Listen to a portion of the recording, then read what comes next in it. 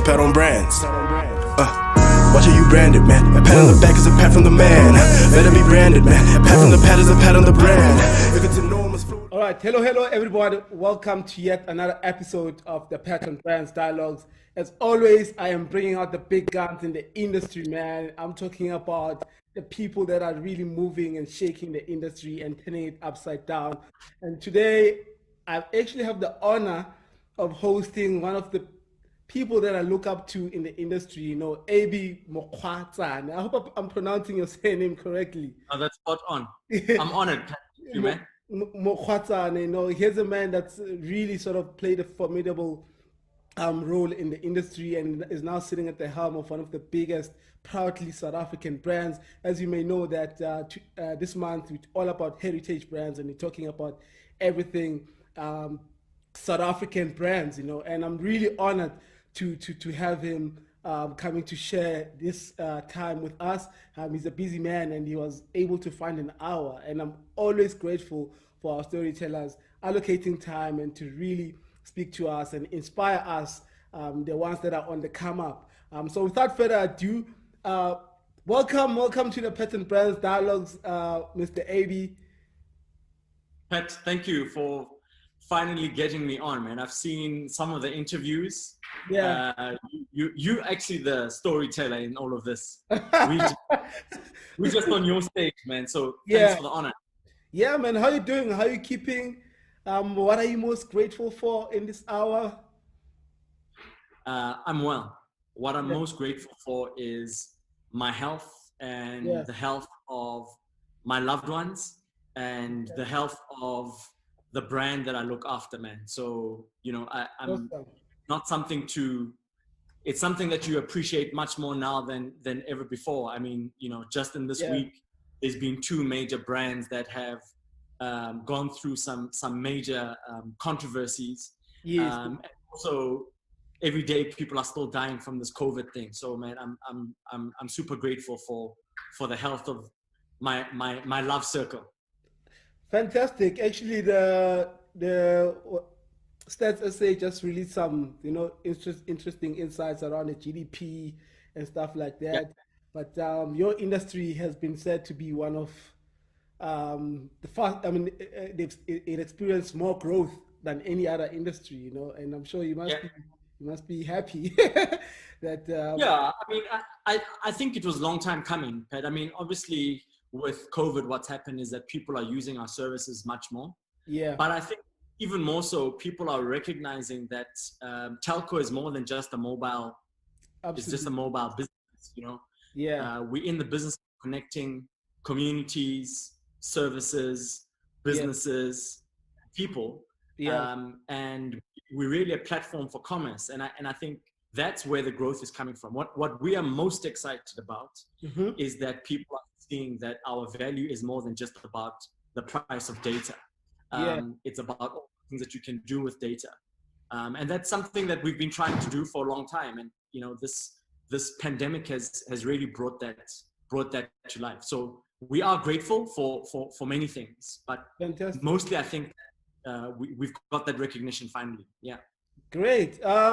So Abey, I mean, you were at Ogilvy, you've been in the game for quite some time, and obviously some of us, actually, I only got to know of you when you're sitting at the helm of Ogilvy, and when you moved to Vodacom.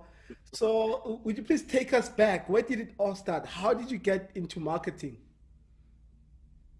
I think I've always been in marketing. I just didn't know it.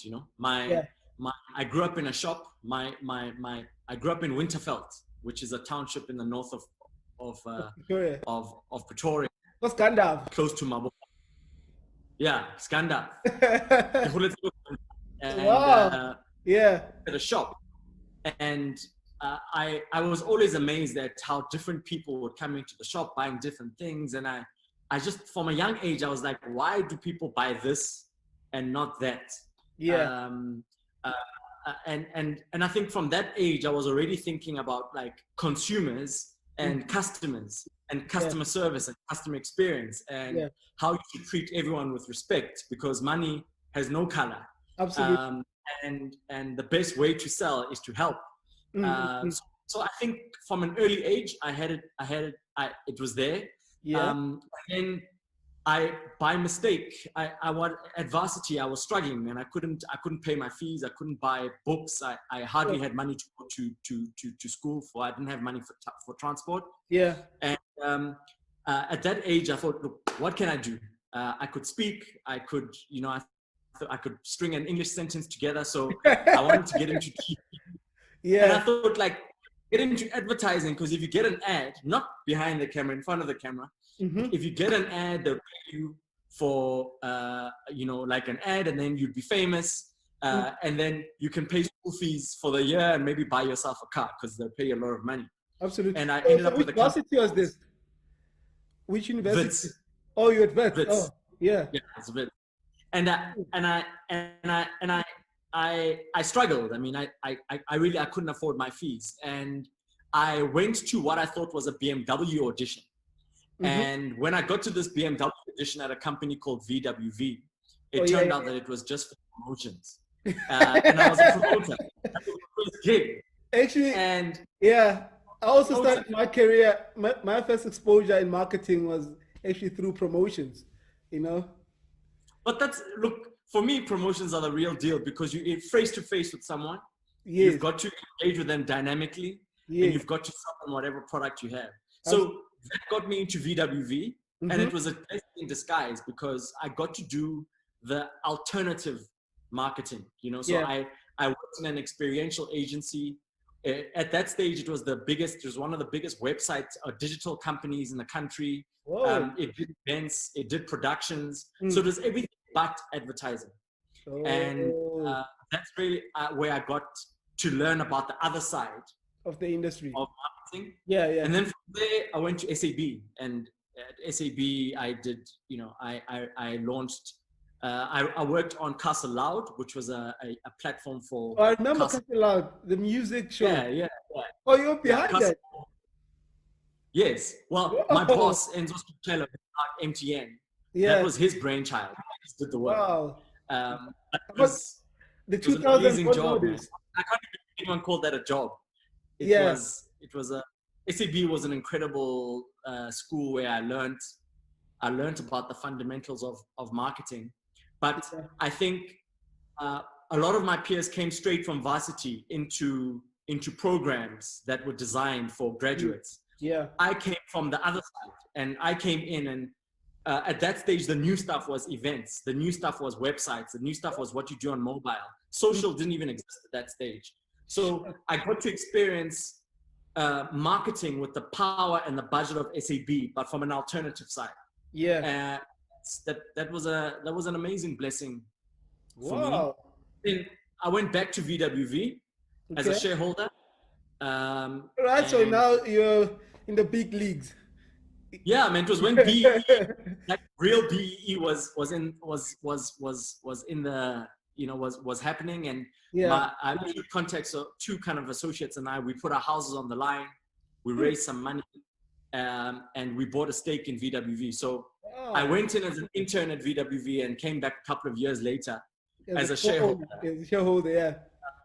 And yeah, I mean, that did very well. It was a good investment for us. We eventually produced the opening and closing ceremonies of the World Cup. Wow, that's massive. Yeah, and then Ogilvy and Vodacom. Wow. Sure. So Yeah. now Vodacom, what's exciting? What are exciting things that you're doing? I know you're looking after about 5 countries or so.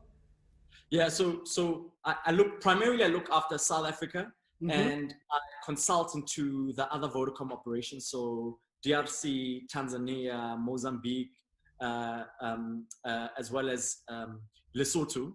Yeah, And yeah. It's really interesting. I mean, Vodacom is why did I leave Ogilvy? I mean, Ogilvy for me was an amazing school of leadership, because I came in there. The board wanted me to drive the business into being a digital business, a digitally enabled business. Yeah. Maintaining its creative pedigree, to transform the business. We transform the leadership, and after 5 years, that job was done, and really it needed somebody else to take it to the next level. And of course, Ali came in then. Oh But yes, yes. yeah, Ali yeah, has been on the platform. Phenomenal guy. yeah, super, Yeah, super, super human. yeah. And I went to Vodacom because I needed to challenge myself.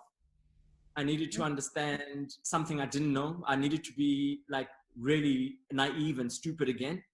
Sure. It's not a good thing, man, when you feel like you know most things around the table. It's always good to kind of go back and be in an Yeah, environment where you actually don't know anything. And it's yeah. been an incredible learning journey for me. But Vodacom is hugely exciting because it's changing every day. What makes telco is scale, complexity, and speed. Sure. And you can't get that. Telco's got a combination of those things bigger than any other industry out there. The Mm. closest is financial services, but Yeah, financial services, that's what they do. You know what I mean? absolutely. Telco, you are in financial services, you are in Indeed. entertainment, you are in mobile and data, you are in enterprise, cloud computing, security. Yeah. You are right in the middle of the way that the entire world is digitizing and becoming a digital economy. So I'm learning every day. And It's obviously, it's you a guys journey. are at the forefront of that change, of that transformation, you know? Yeah, That's and we exciting. have to be. Yeah. So even as a marketer, you have to understand, how do you market a financial services product? How do you sell a new service to my grandmother? How do you sell entertainment services to people that have never bought entertainment services on their mobile? Before, yeah. How do you change behavior that is going to happen in any way? So it's such an exciting place to be in terms of trying to change consumer behavior and get Yeah. adoption of new services. Awesome, man. It's Heritage Month, and also we're all about Yeah, celebrating our heritage and also heritage brands, and also, I mean, they play a role in sort of shaping our society. In your yeah. view, what do you think is actually the actual role of a heritage brand? I mean, you can also speak from a Vodacom perspective, in terms Yeah. of in nation building, in just shaping the society. What Yeah, role? I mean, for me, I think Vodacom has since inception become a heritage brand because it was launched at a time when it was a new political dispensation. We Yes, were all free, and with that freedom came an ability to freely connect. We were free from the tiki box. We were free from yeah, landline yeah, phones. yeah, yeah, yeah. People could phone each other in anywhere you were, which was like, now it's like it's no big deal. Absolutely. But back then, it was such a new innovation, and it really gave people freedom. And I think, from a technological perspective, that's what the brand did. Yeah, But brand perspective, you remember the original Vodacom ads really challenged racial stereotypes. You had absolutely. the older, wise black man, the prof, against the white jester, and how they interacted and they told their story in such a humorous way that all South Africans could relate to. Could relate. It was Absolutely. groundbreaking from then on, man. And I think Mm. our role is to continue to technologically move society forward, but also to move them forward in terms of the way that they engage with each other emotionally, and how we see each other across racial lines, across sexual lines, and that's the role of a heritage brand, in my view. Is Yeah. you've got to take and move society forward. Fantastic. And I mean, for someone who's starting out their own brand, I'm a firm believer that sometimes you don't have to start everything from scratch because someone has sort of walked the path before you, and you can learn from it. So, what do you think small businesses, entrepreneurs or hustler, can learn from a brand building point of view? Can learn from a heritage brand like Vodacom, for example. You know, for me, something that's become apparent for me over really I'd say the past 3-4 years is Yeah. the importance of purpose. Is your brand has to exist for a reason. other than making money. Mm. And I would say for any entrepreneur, anyone starting out a new business, what is that bigger cause that you're after? What's that thing that's going to wake you up? What's that thing that's going to take you through the tough times when you are struggling? And Yeah. what's that North Star and that anchor for you? Yeah. And I think a lot of big brands are finding though what their purpose is eventually, Yes. because that's where the world is right now. But I think as a small brand, as someone that's starting out, Mm. the most important thing is to identify what that is, Yeah. as an individual, as an entrepreneur, but also for your business. Yeah. Because once you've got that, everything else just becomes a function of that. You know, I mean, I know in the conversations that you and I have had, it's, you know, you want to make sure that young people are inspired by the paths that are walked by the people that have come before them. Absolutely. And also that young people get to share their experience Yes. with the people that have been in the industry. So that's your purpose, you know, and that means that your purpose is so much more than just this content. It's your blog, it's your books, it's your talks, it's your bursaries, it's your reason for being. It's there's so much more you can do with it, you know. But if you didn't know that, if you thought that your business was just about, you know, the show and doing these talks, you'd be so limited in terms of what your potential is. Yeah, but now obviously, I mean, a small business will say, I don't have a budget like Vodacom, so I can make noise about my purpose, you know. And I think I remember when you spoke at IAB during the thick of lockdown. I remember you spoke about the type of work that Vodacom did as a purpose led brand, you know, and Yes. you highlighted the various projects that you were involved in. I think you also you also did something with Discovery in terms of helping Yes. tracking. Yeah, virtual doctor. Yeah, virtual doctor consults. Oh yeah, virtual doctor. You know, Yeah. so what can a small business do just to highlight that sort of work and to highlight their purpose and let it known to people? Or is it something that you can just keep it to yourself that, okay, my purpose is to really connect um, the young professionals and the more seasoned marketers, and only I can know about the purpose, and I'll just leave it through by just hosting these guys? Or is it something that I can proactively tell people about and constantly remind them about it, about that Yeah, purpose? I think, you know, part of part of the weakness of a big brand is that uh, you think that you can buy everything. You know, so Yeah, if it's not, yeah, if you can't buy a TV spot, you feel like you know, you've got nothing to do. yeah, If budget gets cut by 50%, you feel like that's the end of the world. And yeah, you yeah, know, many brands have survived by just providing great customer experience and then letting people tell their own stories. yeah, So in my view, you know, if your signature is going to be about helping people learn from others and creating this kind of learning platform, yeah, you also encourage them to tell your story, to tell the story around how they've been touched by this particular experience, because that's what is going to keep building your brand. You know, we yeah, all have much more media available to us than we think.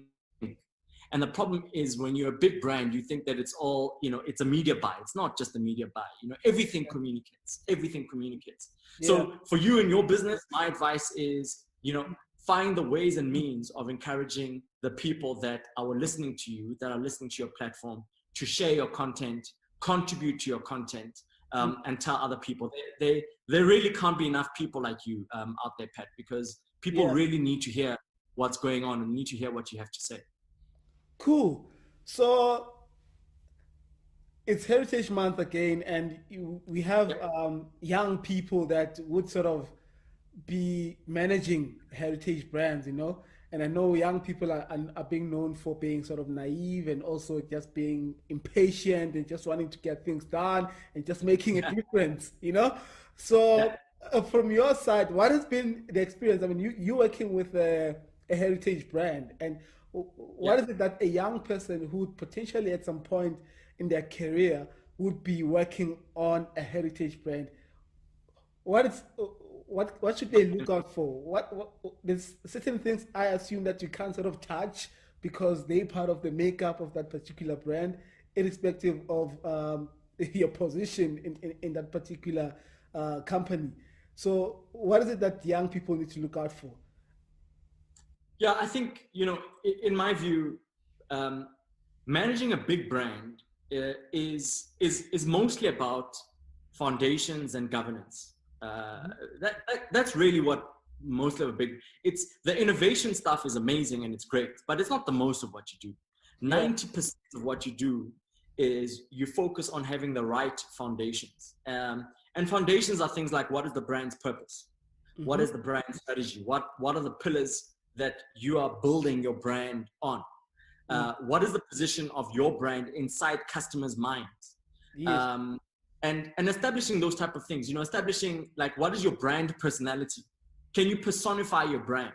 If it had to walk in through the door right now, how would it engage? What does it sound like? What does it look like?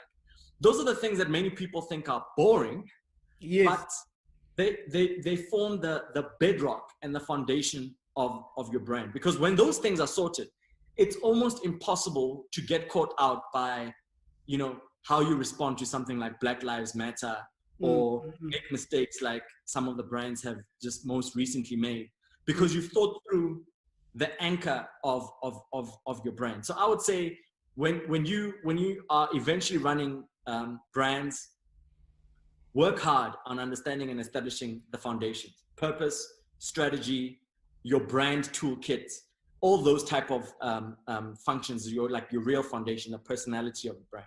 Yeah. Then the second piece is governance, briefing. How are you making sure that people are briefing correctly? When someone sees work, how are they evaluating work? You can't sign off every single piece of work that gets out there. But if you've got the right templates in place and you've empowered your team, they can do that themselves. You've got thousands of eyes to evaluate work. So things like briefing, workflow systems, those things are really fundamental in making sure that the governance of your brand works. Yeah. Then after that, you can have fun, because those fundamentals and so you've covered in place. And I think a lot. Yeah, I'm saying by that time you'd have covered the basics and you are comfortable. The foundation is solid. Yeah. Yeah. Don't be impatient. And I, my advice to brand managers, I know we look at the work that's out there and the work that's winning at Cannes Awards, and we think, wow, that is like so amazing, and we want to do like big innovative stuff. But often the most innovative thing you can do is focus on the fundamentals of your brand. And those are the things that are going to see you through, any change in season. Yeah. So I'd say, take the time as a person in brand, understand the fundamentals and be well versed on the fundamentals of your brand. And then from then on, take that platform to move it forward. Cool. So in your career, has there ever been maybe a mistake that you once sort of made and you learned a great deal from, that's worth highlighting? I assume it wasn't all. Made many mistakes. All good. Maybe made many mistakes. I mean, I'll tell you. When we were at running Casa Loud as a brand, we thought that the kind of the events company that we were working with at that stage had covered all the kind of health and safety protocols that were needed. And in a way, to be honest, we underestimated the pull of the brand. So we had this big event in Port Elizabeth on the beach. It was the Castle Loud tour. It was the second year we were doing it. So we were like, all like, we thought that we were it. And we were oversubscribed at the event by like fourfold. And those are the kind of things that it could have ended up in being a complete disaster. Yeah. Fortunately, it wasn't, and there was, nobody died, or there was no injuries. But those are the kind of things that you need to be really careful of when you're managing a big brand. It's like you're managing the reputation of really massive enterprises. An event is not just an event. You need to make sure that people are safe, people are looked after, and that's just one mistake. That's about the basics. So the idea was amazing. It looked great. The ad was amazing, but Yeah. because we didn't pay attention to health and safety, Yeah. it ended up being a disaster. So Sure. I've got many more mistakes, man. It would take your whole show. Yeah, but I mean, Fortunately, I'm still here. yeah, you're still here and you're still doing great things. I think that's the most important part. But I must say, like, the reason why I'm asking you, obviously why, I mean, what sort of mistake you made. Sometimes you get people that come in here and really, have done some incredible stuff, but sometimes it's really on the mistakes part where we learn, where real learning actually happens when you commit a certain mistake. Sometimes you're lucky that, it didn't turn out disastrous. Some people have seen worse. Some people have wasted money, on something that didn't work and didn't work out. So thank you for sharing that, even though, yeah, it wasn't disastrous, and I'm glad that you still have a career today in marketing. Some people have had mistakes that costed them their career. So Yeah. so what advice would you give a youngster right now who is like junior brand manager, and they really want to be, the next, if not better, than Abey, sitting at the helm of one of the biggest heritage brands in the country? Yeah, I think my advice would be threefold. Number one is know and understand your basics more than anybody else. You Yeah, know, uh, just do the hard miles, like read the actual brand guidebook, understand your brand's history, understand uh, its pantones, the way that it communicates, its personality, understand the fundamentals, because that is the source code of your brand. So number one, really understand the fundamentals of the brands that you are working on. Number two, understand the brand's purpose and learn how to package the brand's purpose so that you can communicate it in an effective way in the customer's world. And then number three, which is a cliche, but it's something that is so relevant, is just never stop learning. And when I say never stop learning, it's talk to customers, listen to customers. In most of the businesses we're involved in these days, we've got call centers. So you can even listen virtually to what customers are saying. Go into the trade, see how people are buying and interacting with your product. yeah. So that's really it, understand your brand fundamentals, make sure that you understand your brand's purpose and how to communicate it. And three, listen to your customer and really, sink yourself into your real customer's experience. And you'd be surprised what type of an insight and influence that gives you in any business. Yeah. I spent quite a lot of time in the trade at SAB with the respective regions. And I mean, 3 years after I left, people still thought I worked there because they hadn't seen a brand in the trade. So just it's a basic thing. And I have to keep reminding myself, it's so easy to be at Vodacom head office and, you're working 18-hour days, but it's one of the things I'm definitely going to focus on after COVID is go back into the trade, man, and spend some time with the regions, learn from the ground up. And be on the ground. Be on the ground. Be on the ground, man. Be on the ground. I think being on the ground also helps in terms of avoiding certain mistakes. I mean, some of the mistakes that brands make, you're like, really, did you really come up with that?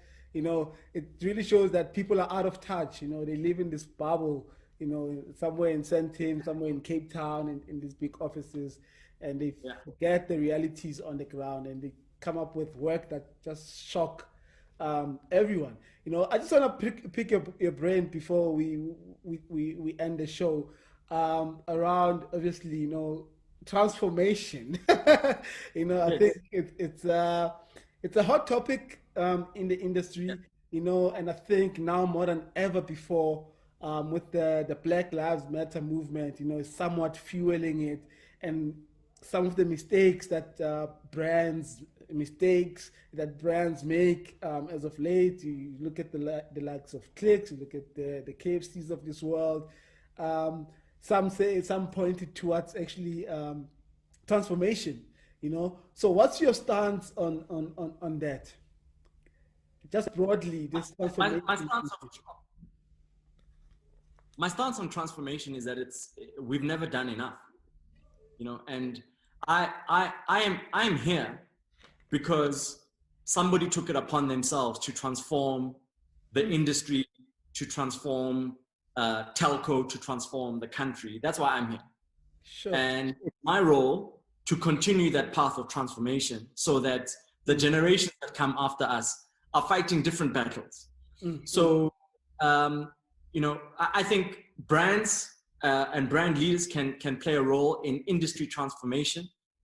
So, for example, our account is going out for review very soon. We're making the announcement in the next couple of days, and we are looking for an agency partner or partners that are at least black owned. So they have to be majority black owned, and they have to be a level 1 PE contributor.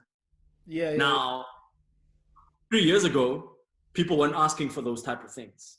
But my point right now is like, as a brand, as one of the biggest brands in the country, I have to demand that, because that's the only way that I can influence what's happening in the supplier side of my business. And then of course I look at, so that's one thing in terms of the agency transformation, but also on my side, I'm very particular around making sure that we create opportunities for black talents to come around and thrive in our business. I mean, I'm fortunate enough to work within a business that's a level 1 BE contributor that has got a transformed board, a transformed leadership. So those paths have been walked. I just have to make sure that I can implement it. But I think we all have a role. In a way, what you're doing is transformation, because you're sharing information with people, young people that would otherwise not have had this information. So we all play a role, but it's never enough, man. Just when you think you've done, it's never enough. So I'm never satisfied with transformation. Yeah, no, it's interesting that you also see it upon yourself, to play a role and contribute to in transforming the industry, because some people also it's easy to succumb to just subscribe to the status quo and just carry on earn your salary and not offend anyone or step on people's and get your salary at the end of the month and check out, whereas I have confidence in the future, when we have people like you that are walking the path already, that are saying, I want to leave a better place for those that are coming after me. They don't have to face the same challenges that I faced. And I think for me, that's important in developing the nation, because we cannot run away from the fact that the majority of this country is black people, and they are buying most of these products or brands that are out there, even the most expensive ones that they think that even some brand managers don't even bother to market to them, but they still buy Ikavela. They're living in a shack. Ikavela. Plus, uzakos ganda, why Ikavela? Yeah. No, you're right, man. I think, we should all just reflect on ourselves as leaders, as businesses, as industries, and see what role we're playing. I committed, one of the things I'm passionate about is the gender transformation. So I committed last week to sponsor a bursary to AAA. I went to AAA. So I'm going to provide a bursary for a young a black female I'll sponsor tuition for a year every year for as long as I can. Thanks, man. And then also to sponsor other people outside of Vodacom. I already sponsor 3 black females as part of my sponsorship group, as my mentorship group in Vodacom. But I'm going to do 2 outside of. And I know it's not much, but it's a little bit that I can do. So and that really. It only came about because we were doing this campaign at work around gender-based violence. And I thought to myself, like, I can't just say these things. Like, what am I putting on the table? Absolutely. And I You think can't just we tweet could all about it. You can't just you tweet can't just tweet about it. and You post know, on Instagram and say, hey, I'm in support, and actually not get your hands dirty. And when you not say enough. you're investing in someone's education and future, I, for one, I was fortunate enough that I came across this one lady that I never knew in my life, never met. Yeah, And we just met one occasion. It just so happened that we shared the same surname. She's a Mahlangu, I'm a Mahlangu. And it yeah. was Mandela Day, and I thought to myself, let me, go do something to help somebody at the nearest preschool. And it turned out to be a life-changing moment for me, and someone just said, Oh look, wow. what are you doing? I'm like, I'm at home. It's like, why are you at home, like, I want to go to varsity, but I can't afford. It's like, you know what? Actually gave me like 600 rands cash. I'll never forget that day. Gave me 600 cash. He was like, on Monday, catch a bus. Because I'm from Pumalang, Kondebela. So you catch a bus to Pretoria, Yeah. then you connect, you come to Josie, go to UJ, apply. And once you get accepted, let me know. We'll see what we can do to get you through the first year. And I mean, I've since got my master's now, Oh man, and that's amazing. yeah, it's all That's because of those kind of actions. I mean, if you say you're gonna be investing in someone's future, uh, you're actually speaking to my heart, because I know someone took a bet, and a complete stranger, not even a family member. It just said, "Hey, let's give this young man a chance. He has potential." So kudos on you in doing that. And I'm pretty sure that person, because also I've also taken it upon myself that heady for party, lots of business, I'm also gonna invest in someone's education and just carry on with the legacy. yeah, that's awesome. Congratulations, my friend. I'm glad that's happened, and I Yeah, hope you will be able to do that too for other people. So yeah, absolutely. let's see how it goes. Awesome. Abey, thank you so much for your time. I know you're a busy man and there's lots to talk about. I know you're once GQ, man. Maybe if you can talk on a lighter note, let's leave it on a lighter note.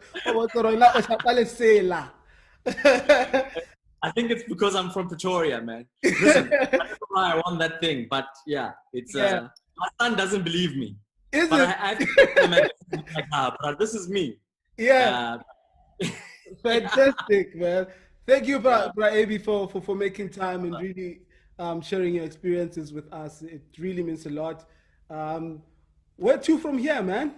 From Vodacom, are you going to leave? Are you going to retire at Vodacom? What's the plan? How does the but I future don't look think like? about my life in that way. I Yeah. just want to.